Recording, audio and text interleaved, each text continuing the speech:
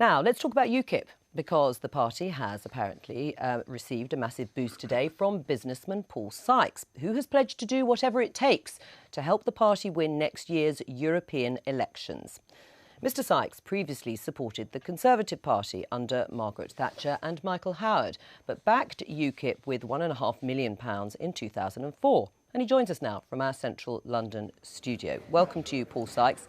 You say you'll do whatever it takes to help UKIP win the European elections in May next year. How much will it take?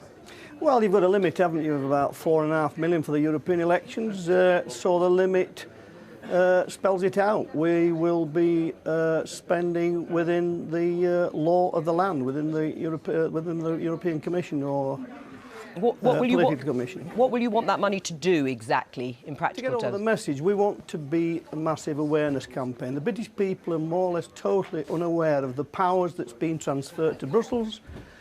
You know, they're asking questions about what's happening to our borders, why are they coming down, and they're just not kept in the circuit. It seems to be people in Britain, especially politicians, don't want to give the British people the opportunity to see what it's all about. So we've been holding opinion polls up and down the country, and just run it in Yorkshire, where 2/3 of the Yorkshire people do not want the borders taken down in the 1st of January. OK. Are you a member of UKIP? No.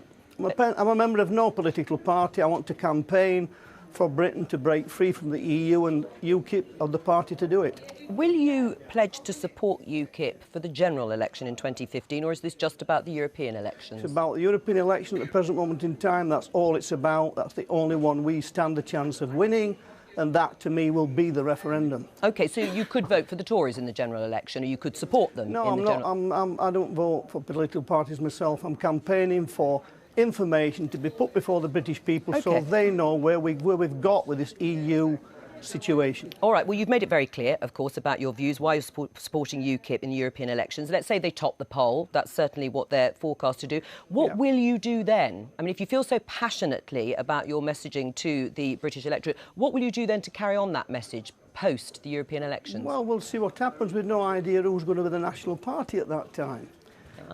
So we've no idea. I've only got one target, and that's to win the European elections, because I know then we will allow other nation states within Europe to take on our particular model. They're doing the self-same thing.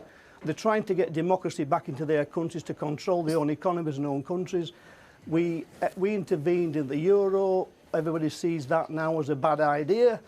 We campaigned to not abolish the pound and to not go into the euro. We won on that. Now we're on to this bigger picture, which is political union they're going into now. Right, but what about David Cameron's promise to the electorate to renegotiate the relationship with the EU, to reform it in a way that would be beneficial to Britain and be better to stay in?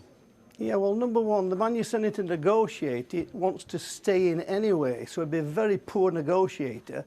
And you would have to break the treaties to start negotiating. They're not going to listen to that at all. You know, this is growing power from Brussels, not willing to hand power back. That's the way it is. The law states you'll have to. Mr Cameron would have to say straightforward, we wish to leave, and then start negotiations. He can't start negotiations still being a member. But it's still the party promising a referendum, which is what you want. Listen, 2017 is a long, long way away. Mr Cameron may be nowhere in sight by that time. All right. Paul Sykes, thank you very much. Thank you.